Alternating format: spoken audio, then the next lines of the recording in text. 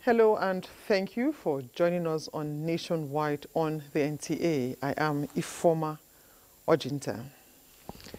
The newly appointed chairman and members of the Federal Civil Service Commission have been sworn in. President Bola Tinubu performed the ceremony before commencement of the Federal Executive Council meeting slated for this Wednesday. State House correspondent Musbah Danwahab reports. The new leadership of the Federal Civil Service Commission, FCSC, appointed late October, have passed the test and have been duly confirmed by the Senate. Tunji Olaokpa from Oyo State, a retired Federal Permanent Secretary and Professor of Public Administration, who will serve as the chairman of the FCSC, and the other 11 members of the commission took oath of office before President Bola Tinubu.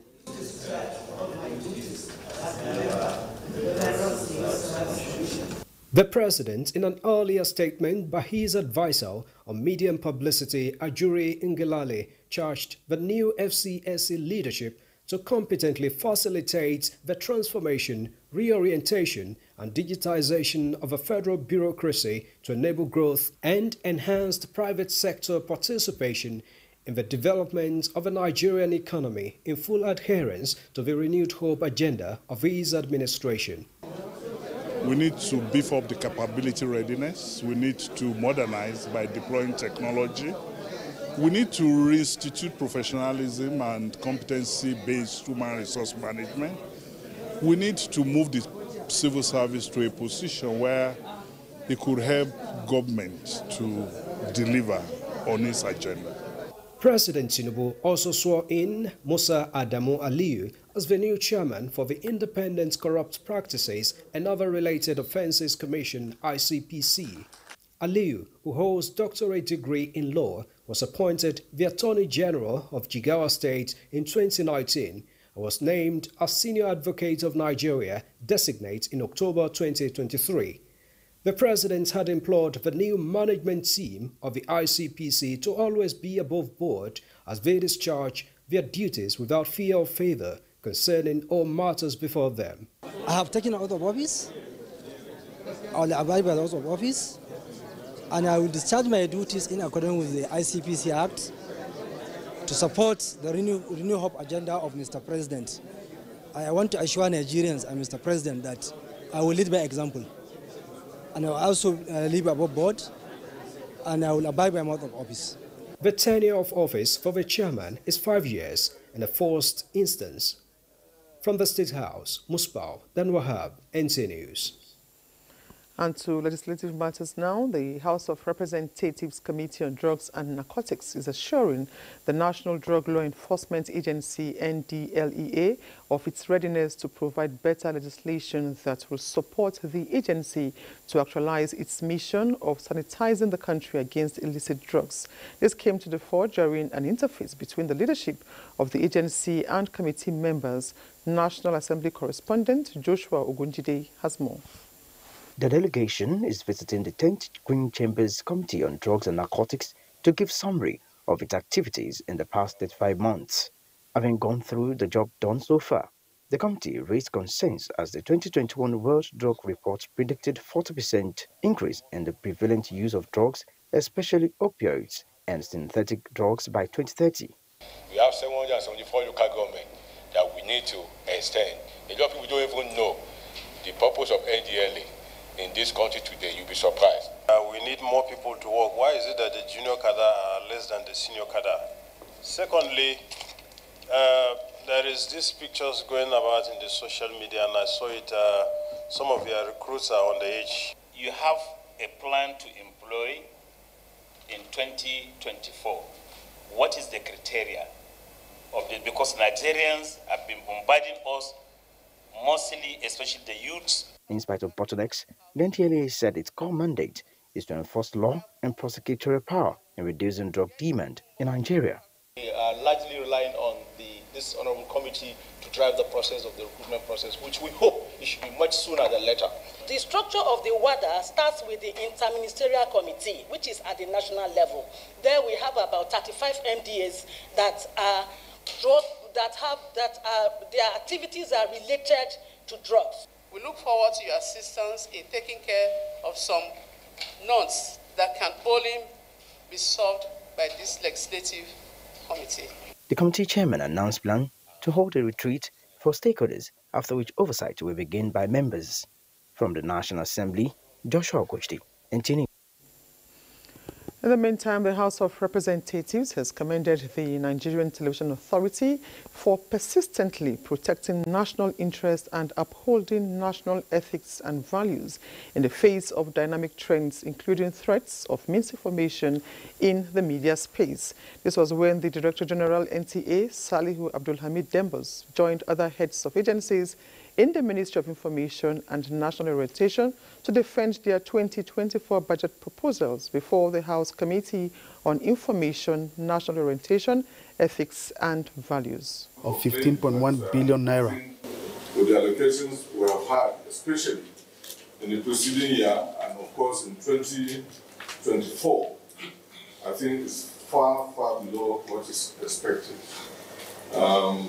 because of the changes in technology vis-a-vis the new demands from the general public and the issues of security and all what have you. Comparison between NTA and other media stations will always come up, but the Director General took time to explain to the committee the mandate and peculiarity of NTA as a government-owned media outfit. So the cost of operation vis-a-vis the number of staff and requirements differ from the private media organizations that we tend to make comparison with. We also have the mandate to serve the public. And I can, without any municipal words, tell the honorable distinguished members of this committee that it is very difficult sometimes to even convince those in government as to why they should pay for services being rendered by the Nigerian Television Authority. Or they will tell you that all belongs to the federal government. The need for more funding for NTA was evident before the committee. Committee members advised the management to insist on payment for services rendered. Or whatever program you're handling, whether government or private. When you say, this is our fee, you go there and deliver. If they pay, you move. If they don't pay, you stay back.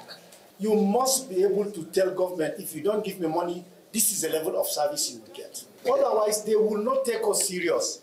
What are you looking at? What do you want? The tomorrow of NTA, how do you want it to be like? Come with a proposal, we are ready to back you.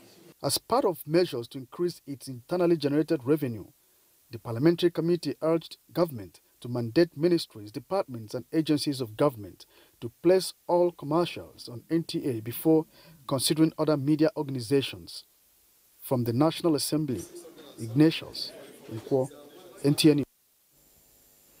With the dynamic nature of democracy as a system of government, the role of journalists in interpreting policies to inform and build public trust informed a two-day training on governance and policy for journalists to enhance effective reportage. Elizabeth Omori reports that the training, at the instance of Premium Times and the Nigeria Governors Forum, had the Director General of the NTA represented by the Executive Director News, Ayo Adewi, and Directors General of other government-owned media outfits as guests. President Bola Tinubu has stated readiness of his administration. Journalism plays a key role in nation building, beyond entertaining, informing and educating the populace. And to fully perform these roles, journalists must first understand the art of policy formulation and what goes into shaping policies for the benefit of the citizenry. This training platform therefore seeks to expose media practitioners to the current trends in reporting critical sectors of the economy through data usage, writing styles, fact-checking, online reporting, among other tools. We really have one option to work together to help build our country. And public policy, governance, it's really at the heart of it. The media has a very vital role in ensuring effective implementation of policies and good governance. At the end of this training, we will be in the right state to put the leadership in the right path.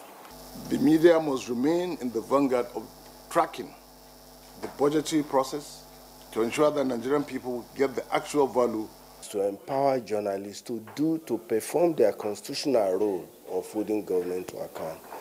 Participants explained that journalism globally drives implementation within the public policy value chain, and this forum is an eye-opener to the changing dynamics in governance. You'll be able to report better, you'll be able to well-inform Nigerians and be able to bring it down to the language Nigerians can understand. By so doing, I think it will have to reduce more than 60% of the burden that government is carrying in terms of trust factor with citizens, in terms of implementation of these policies and programs. Investigative journalism, climate change, violent extremism, artificial intelligence, and food security were discussed, bringing in-depth knowledge. In Abuja, Elizabeth Omori, NTA News. The Rivers State government Wednesday morning commenced the demolition of the State House of Assembly complex. While this has generated reactions from the public, the Rivers State government attributed the action to its decision to renovate the facility after it was razed in October. Nkiru Onyejesi will bring us the backgrounder. Residents of Port Harcourt were thrown into shock to witness the demolition of the Rivers State House of Assembly complex in the early hours of Wednesday, December 13, 2023. However, NTA News crew spoke with some passerby who expressed their view that the move by the state government is a welcome development as the assembly building is overdue for renovation. This morning, I just received a report that a new assembly is to be built for legislators, and of course, I'm in support of it.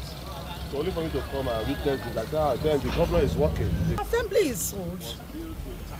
Since Amechi tenure, this place has been like this. So the place needs a new infrastructure.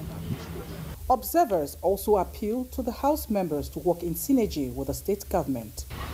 It's all left with those in authority. They need to do what is right and then give Rivers State a befitting House of Assembly chamber.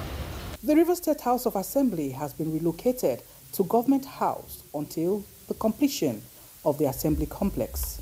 From the Rivers State House of Assembly, Nkiru Onyejesi, NTA News.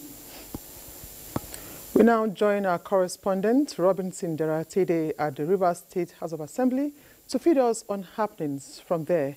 Hello, Robinson. What more can you tell us? Well, the demolition of the Rivers State House of Assembly complex is still ongoing. And with the look of things, it may take a while for them to finish the demolition. But the good thing is that Rivers State is at peace, and people are going about their normal businesses in Port Harcourt. The the Commissioner of Police in a recent brief told journalists that every situation is under control. He also assured the people that they should not be scared of going about their normal businesses, and those who are planning to travel to the state for the festive period are free to come in because there is no any issue, security concern emanating from the development. However, the 27 suspended lawmakers, or those that their seats have been declared vacant, are actually complaining that this development came to them unawares and all the official documents are trapped in the building. We really do not know what step they will take next, but the one major concern that is emanating from this whole issue is conflicting court judgment from this coordinate jurisdiction from the same court. So now the police may find it difficult to know where to stand on this matter. So I have with me here a legal practitioner, Okodile Nwogu, who shall be explaining to us what the police can do at this instance, because the two factions of the assembly both have court judgment giving them power. So, Barrister, what do you think the police can do in this instance where the two factions are having court judgment? Well, what the police can do now is to maintain peace. And look at the two court judgments. You just say there are two courts of coordinate jurisdictions giving orders or court orders, the same thing on the same subject matter and the same party. So what I think the police should do.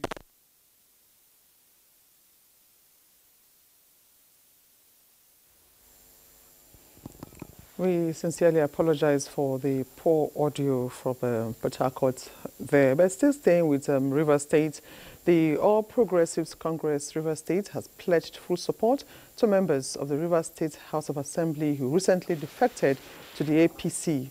The caretaker committee chairman, Tony Okocha, gave the assurance in Port Harcourt while addressing journalists. Dibabari Sidoma Nweke has details. Of the 27 members of the River State House of Assembly who defected from the PDP to the APC has been described by the leadership of the All Progressives Congress in the state as a welcomed development. We commend them for this decision that they have taken. Even though maybe some would have thought that they took this decision too late. But this is the best of all possible decision that they took. And we commend them. And we receive them with open hands. We will continue in our bid to woo people into our party. And we're talking about wooing both the quantity and the quality into APC. The chairman assures that the APC will continue to make efforts to woo more people into the party. In Port Harcourt, Dibabari Sidoma, NTA News.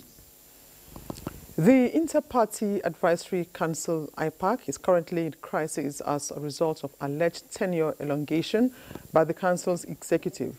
Timothy Yusuf reports on the General Assembly meeting of the council from where the crisis started.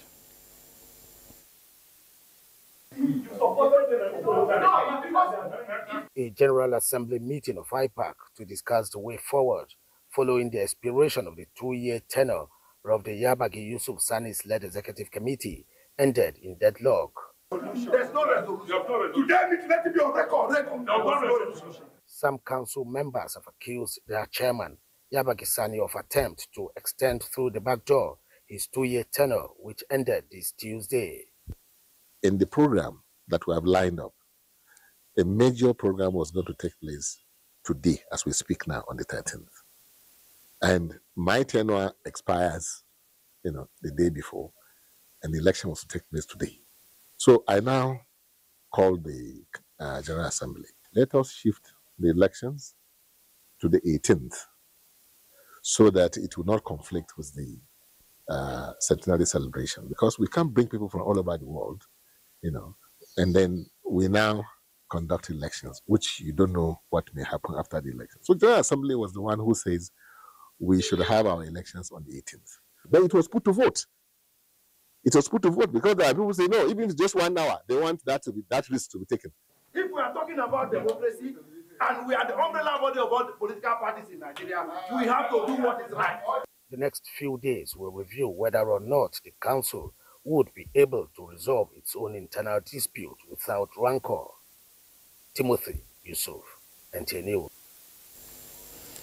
The Minister of Women Affairs, Uju Kennedy, is our guest on the platform this week and will speak intensively on women and children issues, as well as the policy decision of the ministry in the pursuit of the Renewed Hope agenda.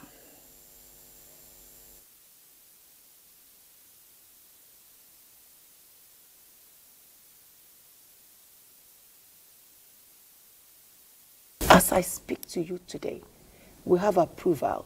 We're meeting with all the Attorney Generals the second time for the implementation and creation of that special mobile court.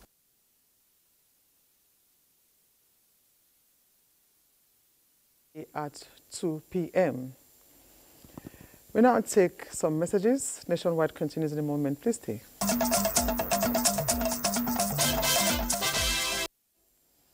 Many Many thanks for staying tuned. And for more reports on Nationwide, we now link up with Hingino in our Lagos Network Center. Hello, Hingino. Good to see you. Hello, Ifam. Good to see you too. For the first time, an agreement for a shift away from fossil fuels has been reached as the United Nations Climate Change Summit COP28 ends in Dubai. With devastating effects of climate and their toll on economies of developing nations, what does this global agreement mean? Let's join correspondent Jennifer Igwe for more on this. The bang of the gavel by the COP28 president, Sultan Al-Jaber, marked the historic agreement by over 200 nations at the Climate Change Summit in Dubai to shift away from fossil fuels. Some environmentalists are not excited about the agreement because they believe the text did not aptly state modalities on how to achieve the transition, which they would have preferred to be a total phase-out. For all producing developing nations, the real challenge is where the finance for the transition would come from. The agreement mandates governments to accelerate strategies for renewable energy and intensify efforts to eliminate use of coal. Capacities and technologies for carbon capture and storage that can clean up hard-to-decarbonize industries will also be fast-tracked. While modalities are not clear yet, the catastrophic effects of climate change are clear and hitting nations all around the world, particularly developing nations and small island states. In a historic move, a loss and damage fund was agreed at the opening plenary on the first day of the COP28 summit. This move for developing nations can be described as hard-won victory because the loss and damage fund has been on the table at several COPs. In Lagos, Jennifer Igwe, NTA News. Joining me in the studio to speak more on that is an environment activist, Desmond Majekodumi. Thanks for joining us on Nationwide. My pleasure. Okay, transition away from fossil fuel. What is the implication for nations like Nigeria? The implication could be very dramatically hard for us if it is not done in the right way. But the major implication is that we reduce the environmental pollution. Burning this fossil fuel, it has a very detrimental effect on the health of people. The hospitals are giving so many cases of lung infections, so many problems like that. So that is where the challenge will be, to reduce the usage of it, but at the same time, not to harm our economy, which is so fossil fuel dependent. It's a big challenge, but I know that we are now in a position to overcome whatever challenges are thrown at us. Okay, there is emphasis for more focus on renewable energy sources, and so far, clear modalities for where the finances will come from. Absolutely. Have not been provided Yes. for oil-producing nations like Nigeria to shift away from the use of fossil fuel. What are the consequences of that? Well, the consequence is that it's going to be so detrimental for all of us. But the reality of the situation is that funds should have been made available for what they call this adaptation and mitigation. The mitigation is to transit to cleaner energy. Because the polluters, the main polluters, they're the ones who are responsible for ensuring that the funds come out to countries like Nigeria to encourage us to be able to transit away. And we have all the resources in terms of what nature provides. We have abundance of sunlight, we have abundance of sun heat. Electricity can be produced from these two sources. We have wind, we have wave movement. All these things can produce it. The money to transit is where the challenge is. And that's why I'm so happy that Mr. President Bola Tinubu and his entourage, his people, the Minister of Environment, and also other people that were there, were very emphatic that this money has to be forthcoming for countries like Nigeria. We did not cause the problem. You caused the problem. And now you want us to stop pollution that's going to affect you and exacerbate the problem, bring out the money. And one of the most significant things was that the first person that our president met when he went to the COP was King Charles. And King Charles of the UK has been an advocate for environment protection, of living in harmony with nature for decades and decades and decades. That was very significant.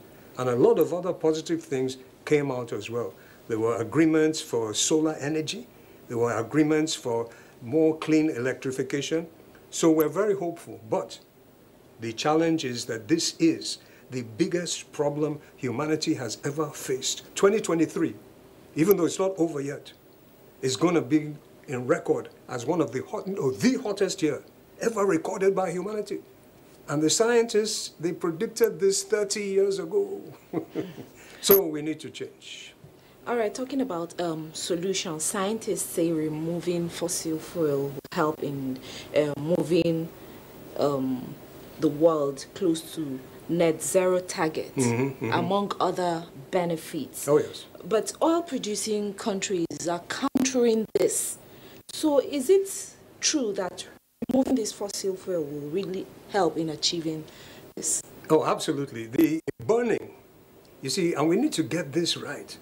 The burning of this fossil fuel, and what are we talking about? We're talking about the products of oil, petrol or diesel particularly. The burning of this has to stop. It's poisonous, it's deadly, it's killing people, and it's messing up the environment. However, we can still use it. And the reality is that oil is too valuable to burn.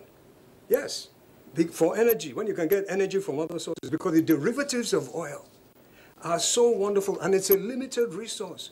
If we just look at this studio, the table of this studio, it is based from oil. Your cameras, the casing are oil. Your phone, the casing is oil. The floor, so many things, derivatives of oil are used for. It is too valuable to burn. So it's a transition that we have to undertake, but we're still blessed because we got the oil, and as long as we use it responsibly and not in a way that is going to impact on people's lives. Imagine using a product that's going to kill people, that's damaging the environment. So the implication for us is that Nigeria will become greater because we have the value of this wonderful resource, but we have to stop burning it. It is totally out of order to burn something as valuable as oil. Okay, are there other uses of fossil fuel apart from energy? Tremendous. There are far more uses, far more uses. As I said, you know, just this studio alone has those things that are derivatives of the so-called fossil fuel of the oil. When you break it down, you can get fertilizer from it, you can get paint from it, you can get medication. There are so many things that come from it. And you're burning a resource that is limited. There's only a certain amount.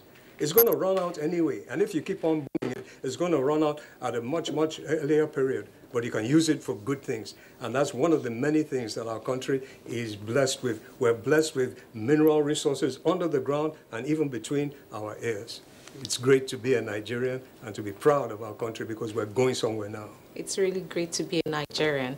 Thank you very much, Mr. Desmond Majukodumi, for sharing your thoughts with us. My pleasure. Those other reports from Lagos Network News will continue in Abuja with Ifoma. Ifoma, back to you. Thank you very much indeed, Hingino. Now, worried by the rampant cases of road accidents on the highway, especially as the festive period is fast approaching, stakeholders have cautioned motorists and other road users on the dangers of driving under the influence of drugs and other intoxicants to avoid crashes on the roads. This is coming on the heels of recklessness of some motorists on the Abuja-Kaduna-Zaria-Kano highway. Adamu Sunday has an update on efforts being made by stakeholders. Abuja-Kaduna-Zaria Expressway is one of the busiest highways that connects most northern parts of the country, with a daily vehicular movement of hundreds of vehicles, mostly articulated, moving consignments to various parts of the country. The completion of the Kaduna-Zaria-Kano dual carriageway by the previous administration has made movements easier for motorists that apply the road. Unfortunately, the recklessness of some drivers through dangerous overtaking, overloading and night driving has resulted in accidents on the highway. To reduce the menace of road crashes and risk of avoidable deaths, the Federal Ministry of Works and other stakeholders staged a mega rally on safety awareness with the theme, "Safety is You," aims at sensitizing road users on precautionary measures while driving this festive season. If we don't talk to ourselves, the number of lives that will continue to be lost on that road will be not quantifiable. Stakeholders re-emphasize the need for motorists to pay special attention to their personal safety while driving by avoiding infractions that could undermine their safety and that of other road users. In Kaduna, Adamu Sunday, NTA News. And joining me live from Kaduna is Dauda with more insights on measures being put in place to check excesses of road users. Hello, Dauda. What is the situation presently on the highway and what has been done to manage the situation? I get to that. As you all know, Kaduna State is a transit hub for most motorists coming from the southeast, south-south, and north-central part of the country, going to the core north. So it's a very busy highway, the Abuja, Kaduna, Zaria, Kanu highway. And most at times, what causes accidents on the road is the impatience of drivers, and with the ongoing construction of the road, they don't really obey the traffic signs and regulations on the road. And of particular worry for the authorities is the habit of especially articulated truck drivers carrying passengers with goods at the back of their trucks, which if in the case of any accident or mishap, there's a high casualty figure. Just some days ago, there was an accident that happened on the road, and there was a high rate of casualty of more than 18 persons that died during that accident. And even this morning, there were also more accidents. But joining me now to talk more on the measures being put in place to reduce the carnage on the road, especially as the festive period is coming, is the Corps Commander Kabir Yusuf Nadabo, the Sector Commander for Federal Road Safety Corps in Kaduna State.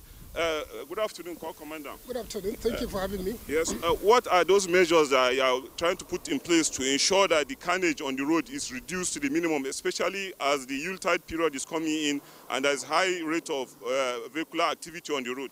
Well, it's on record from the first quarter of this year. We have been conducting series of interventions, operations throughout the country to arrest these critical offenses, like overloading and speed violation. But this time around, the Corps Marshal Dauda Alibiu has now directed all sector commanders to face or to interface with the state governors so that we'll have a task force purposely to face this issue of overloading with goods and passengers, which if you look at the history of the North, for the first 60 years, this culture has been with us. Road safety is trying to tell people to drop this culture. We now have a modern roads, modern vehicles. We should stop this culture of overloading with goods and passengers. Of course, Kaduna is a center point. Most of the passengers, travel far away from Sokoto, Zamfara, down to Kaduna to join these luxurious, these buses, these articulated vehicles for cheaper rates. So we are now at a concluding point with the state government. By Monday, the task force has been constituted. Nigerian police, road safety, Castelia, and civil defense, and the transport unions, we want to bring them on board so that they will see what we are doing. We must stop this culture. Okay. Thank you very much. That has been the Corps Commander, Kaduna State Sector Command, Corps Commander Kabir Yusuf Nadabo, speaking on the measures being put in place to reduce the carnage on the road, especially this Yuletide period. That's all we have for you from Kaduna. Thank you very much, Dawuda, for that update. Now, judicial officers in the Federal High Court of Nigeria have been advised to discharge their duties with professionalism, honesty and integrity in a manner that once the court delivers its judgment, it will be difficult for the appellate court to upturn it. The Chief Justice of Nigeria, Justice Olukayode Ariwola, gave the advice at the opening of the Judges' Annual Conference, one of the programs lined up to mark the 50th anniversary of the court. Aliyu Tukur reports. Established in 1973 as a revenue court with a single division and 5 judges, whose sole aim as at then was to ensure that the government is not shortchanged in tax-related matters. The court metamorphosed into Federal High Court in 1979 with increased jurisdiction, 50 years down the line, the court has grown to 39 divisions across the country with 95 judges. To keep up with the growing demands of quality justice delivery, the judges of the court meet every year to discuss issues confronting it in order to come up with remedies that will enhance quality and speedy dispensation of justice. You want to challenge any action of any party, of any person, of any group under the Electoral Act, the law says you go before the Federal High Court.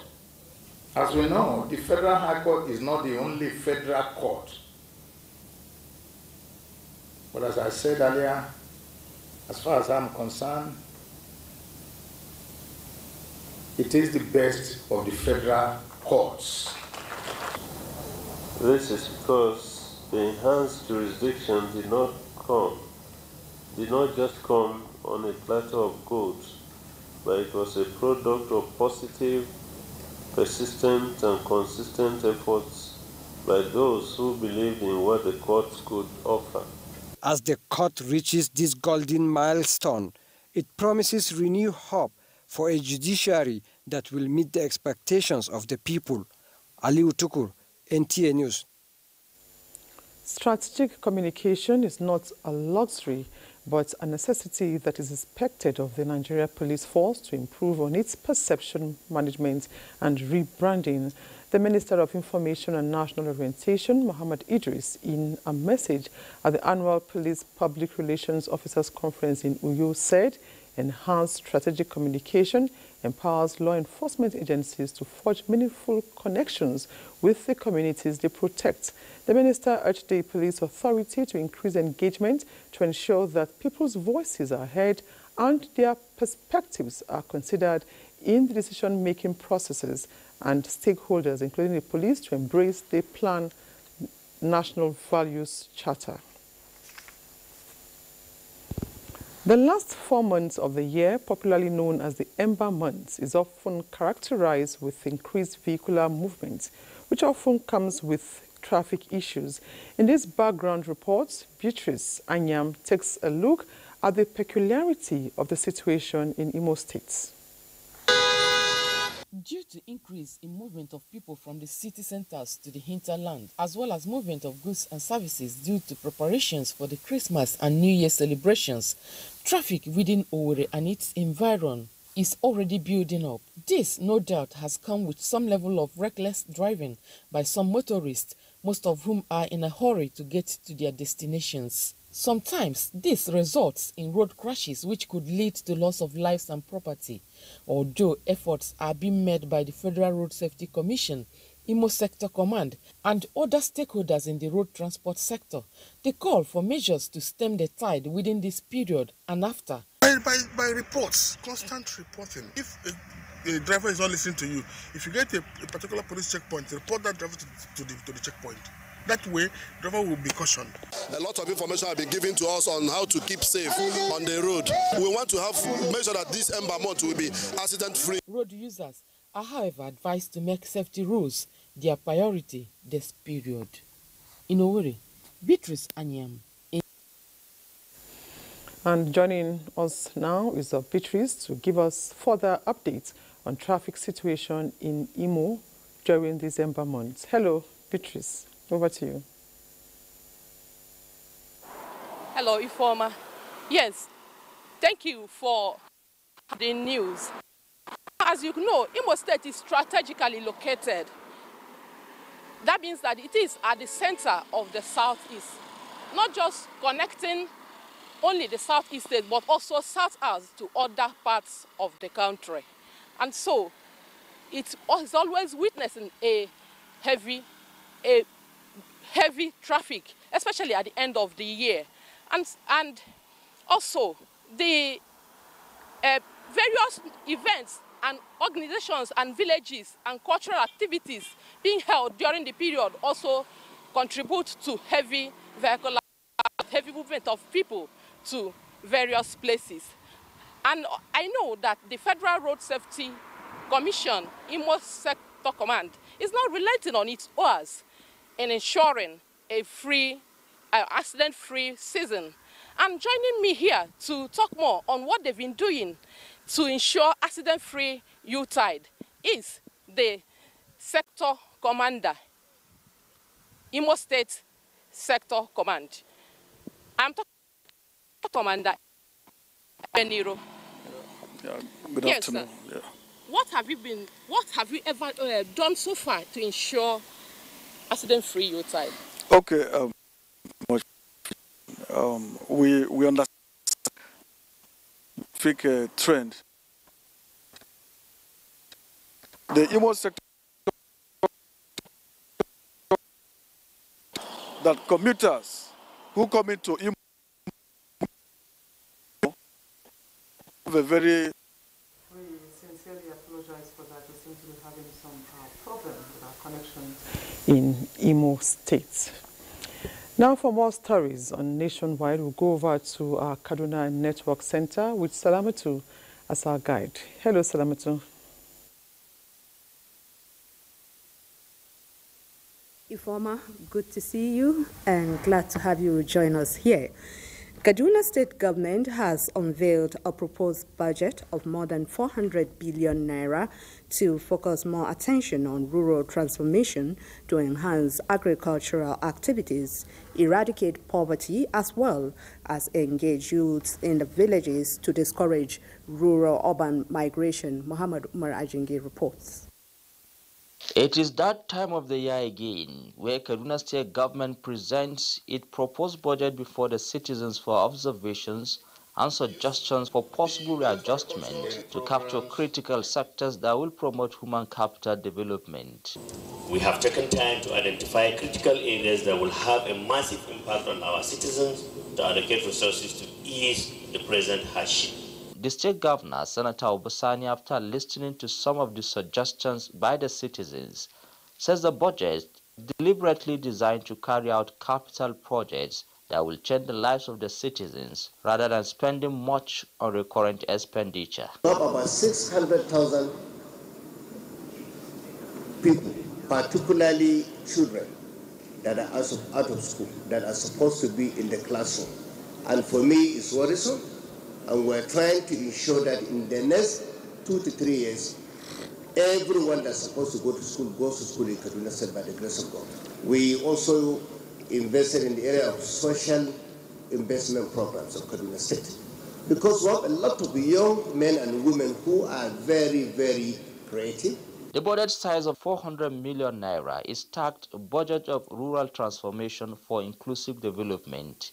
In Kaduna, I am Muhammad Marajingi, NTA News. Away from meeting on budget, a call has been made to the federal government to prioritize empowerment of specialized institutions for their critical roles as drivers of research, innovations, and entrepreneurship in technology. The call was made by President CEO Digital Bridge Institute, Professor Muhammad Ajio, during the maiden public lecture of Air Force Institute of Technology, Kaduna. Dauda Muhammad has the details. Since its inception, the Air Force Institute of Technology, AFIT, has been in the forefront of capacity building in the areas of information technology, entrepreneurship studies, and other new generation areas of study. The public lecture of the institution with the theme, Leveraging Technology Capacity to Achieve the Renewed Hope Agenda, is a deliberate attempt to bring to fore issues and challenges relating to information communication technology development. There are a lot of interventions that I did not mention. For example, in the NCC, where I worked virtually, have several interventions. One of them is the adaptee I mentioned, where 100 staff of any tertiary institutions that benefit are trained. Commandant, Air Force Institute of Technology, Air Vice Marshal Sani Rabi, enumerated achievements of the institute to include development of different platforms, including drones for the Nigerian Air Force. We are aiming to remain the foremost Institute of Technology in Nigeria and in Africa as a whole. From the Air Force Institute of Technology, Kaduna, Dauda Mohammed, NTA News. And Dauda Mohammed's report completes our package from here. Over to Ifoma for more reports on Nationwide. Many thanks, Salamatu. Harnessing the economic potentials inherent in the north-central zone of Nigeria is paramount to the development of the country. This is the view of the North Central People's Forum during its inauguration of sectoral committees to drive the objective of the forum. Chairman of the forum, Sani Ndanusa, explained that due to the strategic location of the zone, its unity and progress are critical to the development of the zone and the country.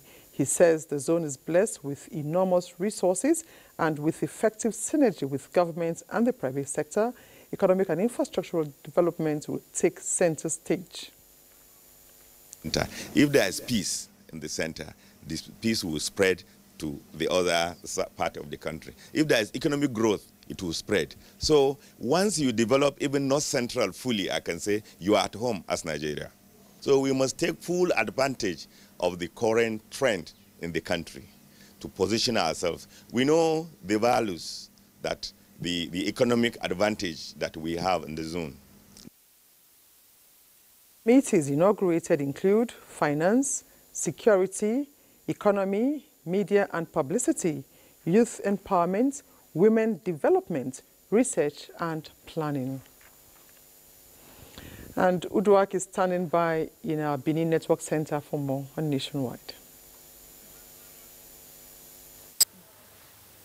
Hello and welcome to Benin. As Christmas celebration draws close, children in Edo State have been given a feel of the season by the Nigerian Television Authority NTA Benin Network Center. Ifoma Okafor was at the party which took place at the administrative premises of the station and now reports. Children as fun seekers cannot be taken by surprise. They are readily available for any celebration. Here in this city.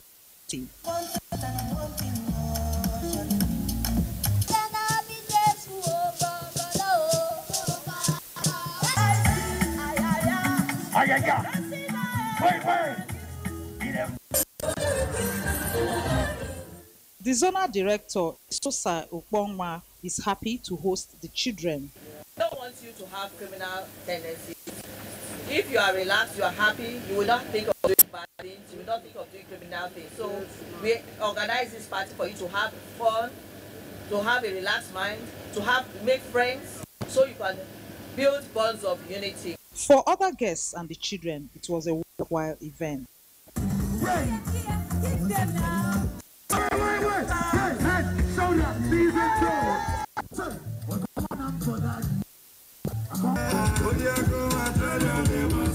If really you want to enjoy Christmas, be amongst you. Today is an important day to celebrate with them. Hence, you see me. I didn't say what to represent me. I just have to come there and be happy with my children. We are happy. Even this is our first time of coming to this place, but the children are having fun. They are catching fun and they are happy fulfilled. I love NTA. When I grow up, I will take my children to NTA. I feel about this party because the environment is well secured. The children say they look forward to next year's Christmas party celebration. In Benin, Ifoma Okafor, NTA News. Similarly, a 2-week fun fair for children is ongoing in NTA Asaba with Father Christmas in residence. Tessie Koka reports on the event, which is on its 3rd day. What is next is to declare the Father Christmas show formally open. In the name of the Father, Amen, and of the Son, Amen, and of the Holy Spirit, Amen. This is the grotto where Santa Claus will reside in the next 2 weeks to play host to children from Asaba and environs with gifts to celebrate the Christmas. Meanwhile, display of talents and other fun activities go on in the famous NTA Asaba Bamboo Arena.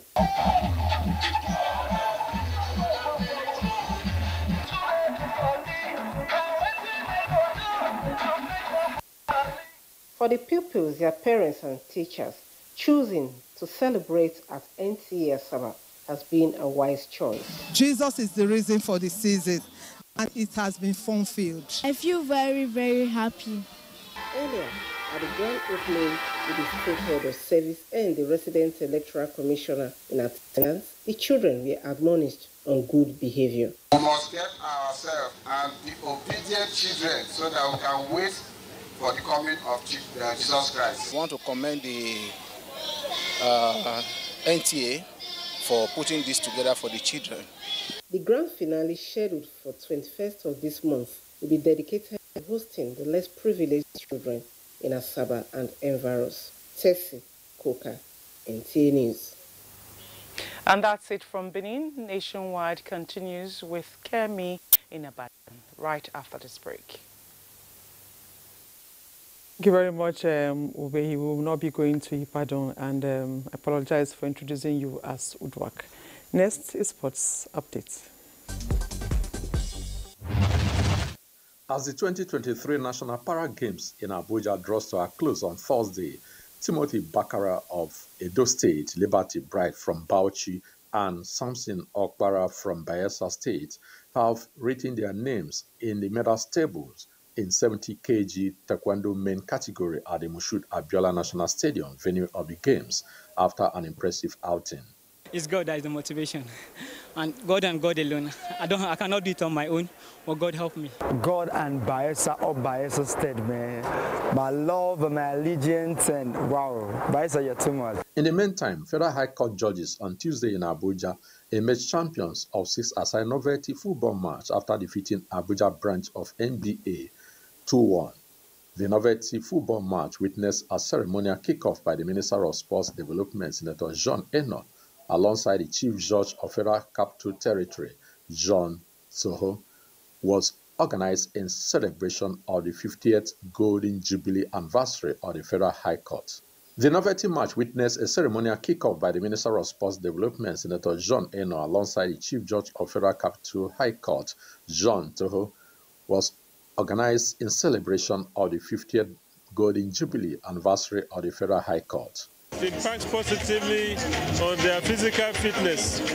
You know, exercise is good and it's emphasized and recommended for everybody. Meanwhile, Manchester United are out of Europe after suffering a 1-0 home defeat to Bayern Munich for the second time this season in Group A of the UEFA Champions League campaign.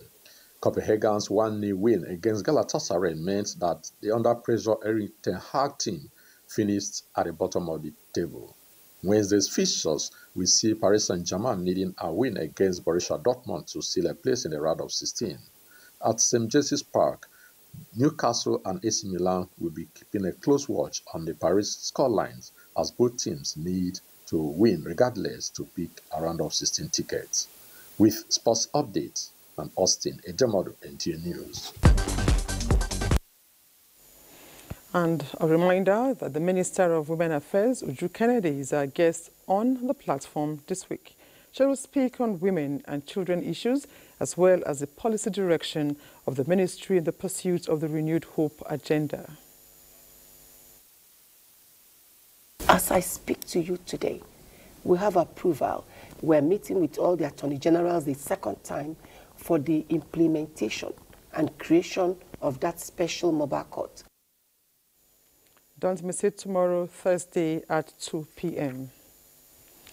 And that's it on Nationwide today. We thank you for watching. I am Ifeoma Ojinta. Bye for now.